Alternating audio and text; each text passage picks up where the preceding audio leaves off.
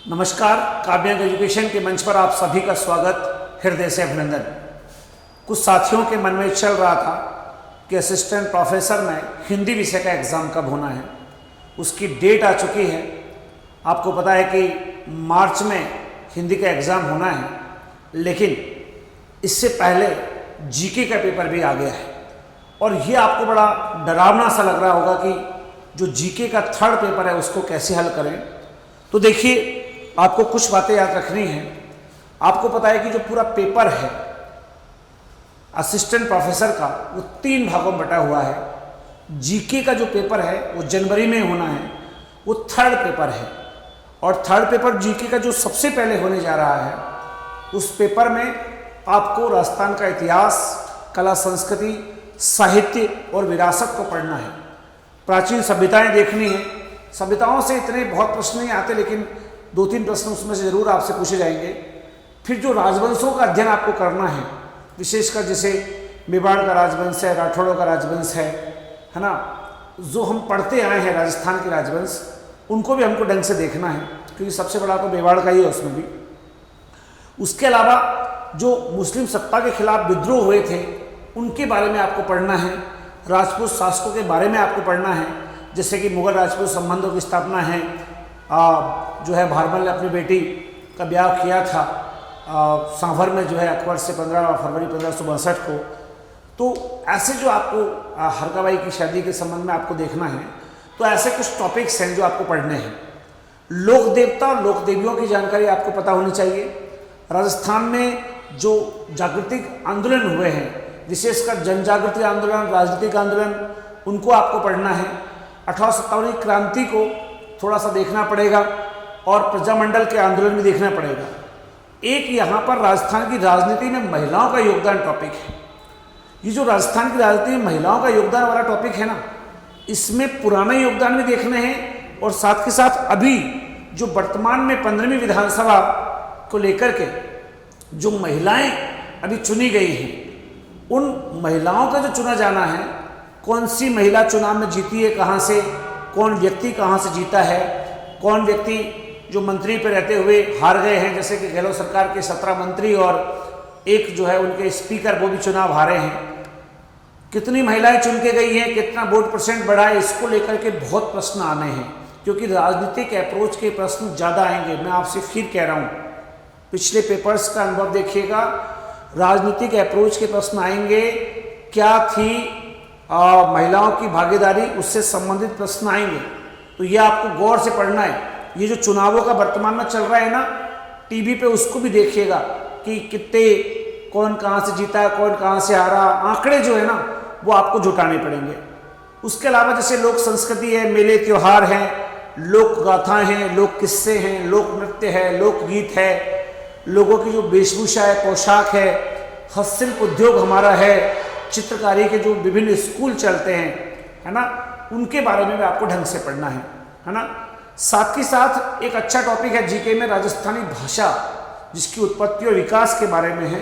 Yes, तो आपको राजस्थानी भाषा, उत्पत्ति और विकास के बारे में भी पढ़ना है, जो कि आपका सिलेबस में है। मुख्य बोलियां क्या हैं, उसके क्षेत्र क्या हैं, और इसमें भी आप राजस्थानी लिपि को देखेंगे ना, तो मुंडिया लिपि के बारे में वहाँ पे आपको पढ़ना पड़ेगा, क्योंकि देवनागरी तो आपको पहले से आती है।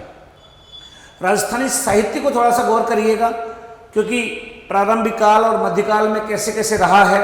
हमारे आजकल जो लेखक हैं, किसी ने ख्यात लिखी तो उसके बारे में आपको पता होना चाहिए, है ना। आधुनिक काल में कौन कौन से राजस्थानी लेखक काम कर रहे हैं, राजस्थानी हिंदी ग्रंथ अकादमी क्या कर रही है, वो भी आपको देखना है। पर्यटन को विशेषकर पढ़ना है, हमारे पर्यटन की विरासत किस प्रकार से है।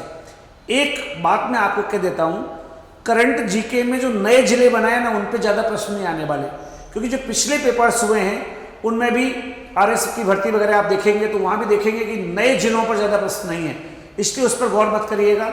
राजस्थान आर्ट, कल्चर और इतिहास की बात मैंने आपसे कही। उसके अलावा आपको राजस्थान ज्योग्राफी देखनी है। राजस्थान ज्योग्राफी में जैसे जलवायु है, उसके भौतिक प्रदेशों के बारे में है, जनसंख्या, पशुधन, ऐसे कुछ टॉपिक है, वन्य जीव के बारे में है, जैव विविधता जो एक इम्पोर्टेंट टॉपिक है। साथ ही साथ कृषि, सिंचाई, परियोजनाएं, औद्योगिक विकास क्या है, औद्योगिक विकास का जो प्रश्न है ना, वो आर्थिक समीक्षा वाले प्रश्न अक्सर होंगे, क्योंकि आर्थिक समीक्षा इकोनॉमिक सर्वे आप पढ़ोगे तो वो यहाँ पे मैच करेगा, है ना। कोई कोई जैसे सेज वगैरह जो होता है ना, सेज SEZ विशेष क्षेत्र विकास कार्यक्रम, वो है। राजस्थान में सूखा और अकाल की स्थितियाँ क्या रही है, मरुस्थलीकरण जो हमारा हुआ है राजस्थान में, मरुस्थलीकरण की समस्या, उस पर भी प्रश्न हो सकते हैं। आपने हिस्ट्री आपको पढ़नी, आर्ट कल्चर आपको देखना, ज्योग्राफी का बहुत बड़ा पार्ट तो नहीं है लेकिन ठीक ठाक पार्ट इसमें शामिल है। अब जो ज़्यादा गौर आपको करना है वो राजस्थान की राजनीतिक और प्रशासनिक व्यवस्था पर है, यानी कि जैसे राज्यपाल के बारे में पूछा जाएगा, मुख्यमंत्री के बारे में पूछा जाएगा, तो इनके अनुच्छेद, इनकी कार्यप्रणाली, कौन राज्यपाल पद पर रहते हुए मर गया, कौन राज्यपाल ज़्यादा समय तक रहा, कौन मुख्यमंत्री कितनी बार जीता, ये सारी चीज़ें जो राजनीतिक है ये आप जरूर पढ़िएगा। इसके प्रश्न बम्पर आएंगे। राजनीतिक प्रश्न इतने ज़्यादा होते हैं क्योंकि असिस्टेंट प्रोफेसर एक तरह से छोटा मोटा राजनीतिक व्यक्ति भी होता ही है, उसको समझ तो होती है सरकार के बारे में। तो ये राज्य विधानसभा है, उच्च न्यायालय है, राजस्थान की न्यायिक प्रणाली क्या है, लोक सेवा आयोग हमारा जो चलता है, RPSC जिसे आप बोलते हैं, निर्वाचन आयोग है हमारा, वित्त आयोग है राज्य का मानवाधिकार आयोग है, राज्य का महिला आयोग है, राज्य का सूचना आयोग है, राज्य में जो लोकायुक्त बैठता है वो, और लेखा परीक्षक के बारे में भी आपको पढ़ना होता है। अगर आप प्रशासनिक तंत्र में देखेंगे तो मुख्य सचिव, सरकारी सचिवालय क्या है, मुख्यमंत्री कार्यालय क्या होता है, संभागीय आयुक्त क्या है, जिला कलेक्टर क्या है ना, जिला प्रशासन में SDM, तहसीलदार, उन सबको पढ़ते हैं। पंचायती राज की व्यवस्था क्या है, त्रिस्तरीय प्रणाली क्या है, उसको भी देखना है। स्थानीय स्वशासन जो है ये एक छोटा सा टॉपिक होता है पब्लिकेट का, ये भी आपको देखना है। ग्राम पंचायतें, जिला परिषद वगैरह जो चलती हैं, पंचायत समितियाँ, उनको भी पढ़ना है। साथ ही साथ सरकारी नीतियों के बारे में आपको पढ़ना। देखिए एक बात मैं आपको बता दूं, सरकार इस समय चेंज हो चुकी है, तो कांग्रेस से बीजेपी जैसी आई है, तो पुरानी जो बीजेपी की पुराने टाइम पे जो योजनाएं थी वो कांग्रेस ने नहीं पूछी है, कांग्रेस की योजनाओं को बीजेपी वाले नहीं पूछेंगे। तो सीधी सी बात है कि जो फ्लैगशिप योजना है उनके बारे में आपको ज़्यादा नहीं पढ़ना, क्योंकि इसके बारे में प्रश्न कम आने की संभावना है। कानूनी अधिकार जो पहले से चले आ रहे हैं वो ठीक है, नए जो सरकारों ने चेंज किए हैं, नए जिले वगैरह बनाए हैं, नए कानूनी अधिकार को चेंज किए हैं, तो केंद्र की योजनाएं जो राजस्थान में मैच करती है उनको तो आप पढ़ लीजिए। लेकिन जो केंद्र की योजनाएं हैं और मान लीजिए राजस्थान में वो कि सेम रिपीट किया जा रहा है, तो उससे प्रश्न इतने ज़्यादा आने की संभावना होगी, क्योंकि फ्लैगशिप योजना राजस्थान की पूछ नहीं जाएगी। तो आप जो सेंट्रल की चीज़ें उनको थोड़ा सा देख लें, नागरिक चार्ट वगैरह क्या होते हैं, सोशल रूप से ऑडिट कैसे किया जाता है, इन सब के बारे में आपको पढ़ना है। राजस्थान की पॉलिटी के बारे में बात करने के बाद एक बचता है इसमें, वो टॉपिक है इकोनॉमिक्स, राजस्थान की इकोनॉमिक्स। अब अगर हम राजस्थान की इकोनॉमिक्स पे जाएं तो साथियों देखिए, राजस्थान की इकोनॉमिक्स में थोड़ा बहुत तो SDP के बारे में पूछा जा रहा है, हमारी अर्थव्यवस्था कैसी है उसके बारे में पूछा जाता है, और इसमें ना जो कृषि क्षेत्र है, औद्योगिक क्षेत्र है, उनके बारे में आपसे पूछा जाएगा। मतलब लघु उद्योग क्या होते हैं, सेज क्या है, रिको क्या है, RFC क्या है, कृषि में जैसे कौन कौन सी फसलें रबी में बोई जाती है, कौन सी खरीफ में है, सिंचित क्षेत्र क्या है, गैर सिंचित क्या है, और इनके बारे में जो डाटा है ना वो आपको राजस्थान की जो है आर्थिक समीक्षा से पढ़ना है। आर्थिक समीक्षा में आप कृषि और औद्योगिक क्षेत्र को ढंग से पढ़ के जाइएगा। ओके, तो आपको ये थोड़ा सा देखना पड़ेगा यस कि राजस्थान की कृषि क्षेत्र और उसके औद्योगिक क्षेत्र को आपको पढ़ना है। समझ गए? चलिए और आगे बढ़ते हैं। उसके अलावा एक क्षेत्र आता है सेवा क्षेत्र। सेवा क्षेत्र में आपको जैसे बाल शिक्षा है, स्वास्थ्य के कार्यक्रम है, कृषि बीमा क्या होता है, आउटसोर्सिंग क्या है, बैंकिंग के बारे में आपसे पूछा जाएगा। और ये आजकल जो मिड डे मील चल रहा है, मध्याह्न भोजन कार्यक्रम, ये भी आपके सिलेबस में जुड़ा हुआ है ना। वृद्धि और विकास की संबंधित जो बातें हैं वो भी हैं। पंचवर्षीय योजनाएं क्या हैं उनके बारे में आपसे बात होगी। रिसर्जेंट जो कार्यक्रम चल रहे हैं उनकी बात होगी। अक्षय जो संसाधन है, विशेषकर जैसे सौर ऊर्जा वगैरह, उनके बारे में आपसे पूछा जाएगा। नदी घाटी परियोजनाएं, राष्ट्रीय राजमार्ग हैं, ऐसी बहुत सारी चीज़ें हैं। महिला सशक्तिकरण पर है, पिछड़े वर्गों पर है, विकलांगों पर है, वृद्ध व्यक्तियों पर जो योजनाएं हैं सरकार की, उनको पूछा जाएगा। एक तरह से ये बहुत बड़ा पार्ट है इकोनॉमिक्स का, और आर्थिक समीक्षा के द्वारा आप इसको क्लियर कर सकते हैं ना। उसमें आर्थिक समीक्षा सारी नहीं पढ़नी, केवल वही पढ़ना है जो आपसे पूछा जाए। आपसे पूछने की जो संभावना है केवल वही पढ़ें, सारी आर्थिक समीक्षा आपको नहीं पढ़नी है। ये भी आप थोड़ा सा ध्यान रखिएगा। इसके अलावा और अगर हम गौर करें तो करंट जीके का पार्ट है, लेकिन करंट जीके के पार्ट में आपको ये याद रखना है कि पुरानी फ्लैगशिप योजनाएं आएंगी नहीं, इसलिए खेल वाले पार्ट को ज़्यादा पढ़ें, क्योंकि खेल में वर्ल्ड कप में क्या रहा है, अभी भारत के ऑस्ट्रेलिया के साथ सीरीज हुई है, भारत 4-1 से जीता है, ऐसी कुछ चीज़ें हैं, समकालीन घटनाएं क्या हुई है, उन सबको भी आपको पढ़ना पड़ेगा। तो साथियों, करंट जीके की बात मैंने आपसे हुई, अब मैं दूसरे और तीसरे पेपर की आपसे बात करूंगा। तो करंट जीके में आप आर्ट कल्चर पढ़ेंगे, हिस्ट्री पढ़ेंगे विरासत के बारे में, साथ के साथ पॉलिटी पढ़ेंगे, इकोनॉमिक्स पढ़ेंगे, ज्योग्राफी पढ़ेंगे और थोड़ा बहुत आपका करंट है। अब बात कर लेते हैं पेपर फर्स्ट और पेपर सेकंड के बारे में। पेपर फर्स्ट और पेपर सेकंड का आपको पता है कि हिंदी का जो एग्ज़ाम है वो मार्च में है, और ऐसी स्थिति में चूँकि ये एग्ज़ाम 17 मार्च को प्रस्तावित है हिंदी का, संडे के दिन, तो आपको ये याद रखना पड़ेगा, टाइम टेबल आ ही चुका है, नया टाइम टेबल आ गया है, सारे सब्जेक्ट जून तक जाएंगे। तो निश्चित है कि अभी जून तक जो है चलता रहेगा, तो असिस्टेंट प्रोफेसर का जो नियुक्तियाँ हैं वो तो अब जो है कम से कम सितंबर अक्टूबर तक जाएंगी। हिंदी में जो पहला पेपर है आपका वो ग्रामर को लेकर है, ग्रामर आपको पढ़नी है, वही वर्णों के बारे में, संज्ञा सर्वनाम विशेषण क्रिया अव्यय, ये सब पढ़ना है आपको। साथ के साथ भाषा बोली का जो टॉपिक है, कौन सी भाषा कब आई है, मारवाड़ी, शेखावटी, मेवाती, ढूंढानी, हड़ौती, मालवी, बागड़ी, इनके बारे में आपको पढ़ना है। अवधी, भोजपुरी, मगही, छत्तीसगढ़ी, ब्रज, राजस्थानी, खड़ी बोली, इन सब के बारे में आपको पढ़ना है। इसके बाद अगर आप देखेंगे तो आगे अगला आता है काव्यशास्त्र का टॉपिक, और काव्यशास्त्र में विशेषकर देखो संप्रदाय आपको सारे देखने, ध्वनि सिद्धांत, वक्रोक्ति सिद्धांत, अलंकार संप्रदाय, है ना, कुछ अलंकार आपके सिलेबस में है, जिसमें विशेषकर जैसे अपन होती है, बयन सगाई है, मानवीकरण है, ये ज़्यादा पढ़ने हैं। बाकी जैसे यमक है, श्लेष है, वक्रोक्ति है, उत्प्रेक्ष है, रूपक है, संदेह है, भ्रांति मान है, ये सब पहले से है। छंदों के बारे में आपको ज्ञान होना चाहिए, दोहा, चौपाई, सोरठा, उल्लाला, गीतिका, मदाक्रांता, द्रुत विलंबित, कवित्व, ये सब आपको पढ़ना है ना। छप्पे और कुंडली जो छह चरणों वाले छंद है वो भी आपको देखना है। ओके, पाश्चात्य काव्यशास्त्र की हमारी क्लासेज यूट्यूब पे चल रही हैं। अरस्तु का अनुकरण सिद्धांत हमने अभी कल ही उसमें पढ़ाया है, आप उसको यूट्यूब पे जाकर जरूर देखिएगा।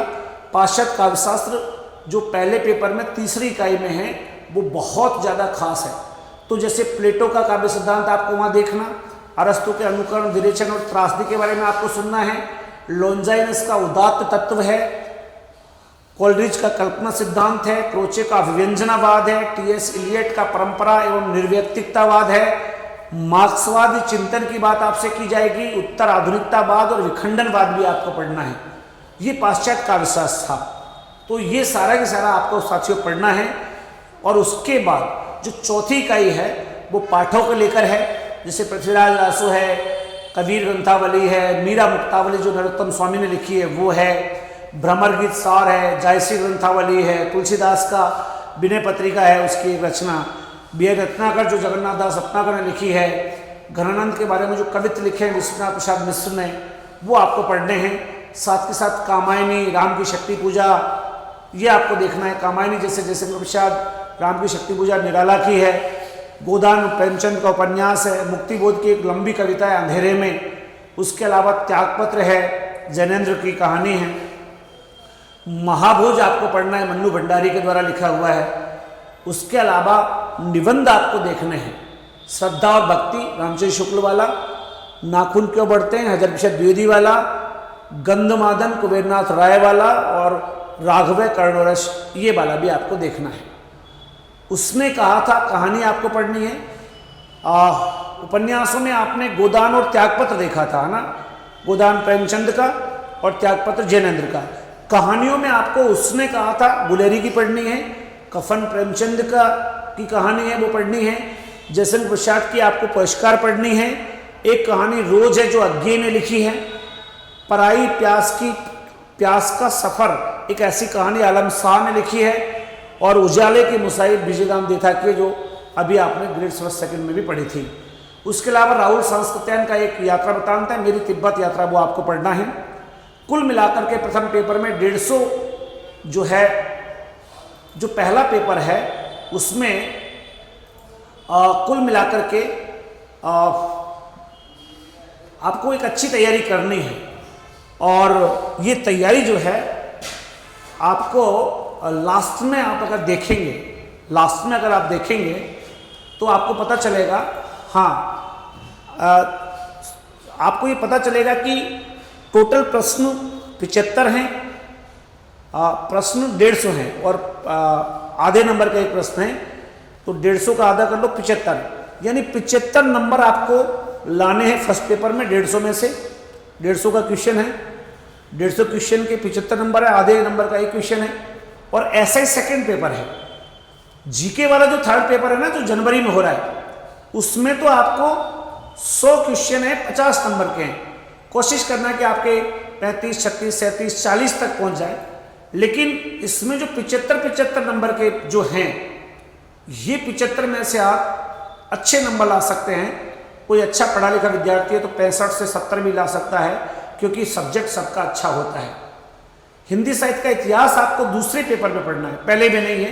ये दूसरे पेपर में, यानी हिंदी में दो पेपर हैं, एक तो फर्स्ट पेपर, एक सेकंड पेपर, ये दोनों हिंदी के होंगे। और जो थर्ड पेपर है वो जीके का है। तो द्वितीय प्रश्न पत्र में आपको हिंदी साहित्य का इतिहास पूरा पढ़ना है। इतिहास का मतलब इतिहास लेखन की परंपरा, आदिकाल, भक्तिकाल, रीतिकाल, आधुनिक काल, ये पढ़ना है। भक्तिकाल, रीतिकाल, आधुनिक काल, ये सब आपको पढ़ने ही है ना। ये आपको हमारे यहाँ काव्यांग एजुकेशन ऐप पर आपको सब कुछ मिलेगा। और अगर हम आगे बढ़ते हैं और आगे अगर देखते हैं तो हम पाते हैं कि इतिहास में आदिकाल है, उसके बाद दूसरी इकाई भक्ति काल की है, उसके बाद तीसरी इकाई की ओर चलते हैं तो वो तीसरी इकाई रीतिकाल है, और उसके बाद चौथी इकाई की ओर चलते हैं तो वो आधुनिक काल है। लेकिन आधुनिक काल में दो प्रकार है। आधुनिक काल में लेखकों के नाम है वो पढ़ने हैं, और साथ ही उसका गद्य और पद्य अलग अलग देखना है। ओके, नेक्स्ट अगर हम देखते हैं तो हम पाते हैं कि आधुनिक काल का जो गद्य वाला भाग है उसमें नाटक, निबंध, आलोचना, संस्मरण, कहानी, ये रेखा चित्र, ये यात्रा वृत्तांत, तो ये सब हिंदी गद्य की विधाएं हैं। तो आपको हिंदी गद्य पढ़ना है, उसमें उपन्यास पढ़ना, उसमें कहानी पढ़नी, उसमें नाटक पढ़ना, उसमें निबंध पढ़ना, उसके साथ साथ आत्मकथा, रेखा चित्र, जीवनी, यात्रा वृत्तांत, ये भी पढ़ने हैं। और जो पत्रिकाएं आई हैं विभिन्न, वो भी आपको पढ़ना है। सारे के सारे ऑब्जेक्टिव पेपर हैं, 75 नंबर आपको दिलाएंगे 150 में से। 150 क्वेश्चन जो है वो 75 नंबर के हैं। 3 घंटे का पेपर है, सभी के बराबर नंबर है, और आपको पता है 1/3 की नेगेटिव मार्किंग भी है।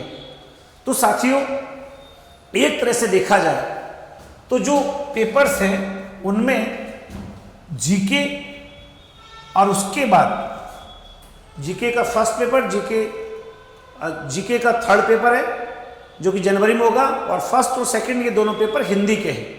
हिंदी के पेपरों में 75 नंबर के हैं, तो 150 का हो गया, और जीके का पेपर 50 नंबर का। टोटल 200 नंबर का एग्जाम है। 200 नंबर का एग्जाम है, लेकिन क्वेश्चन 400 हो जाएंगे, क्योंकि एक क्वेश्चन आधे नंबर का ही होता है इसमें। ठीक है, अब आपको ये याद रखना है कि इस पूरी तैयारी में पुराने मॉडल पेपर, पुराने जो पेपर है एग्जाम के, वो आपको जरूर देखना है, क्योंकि पुराने पेपर से आपको पता चलेगा। जैसे मैंने आपसे कहा ना, राजनीति के प्रश्न ज़्यादा आएंगे, विधानसभा के प्रश्न ज़्यादा आएंगे, महिलाओं के प्रश्न ज़्यादा आएंगे, आर्थिक समीक्षा के प्रश्न ज़्यादा आएंगे। ये कहाँ से पता चलेगा?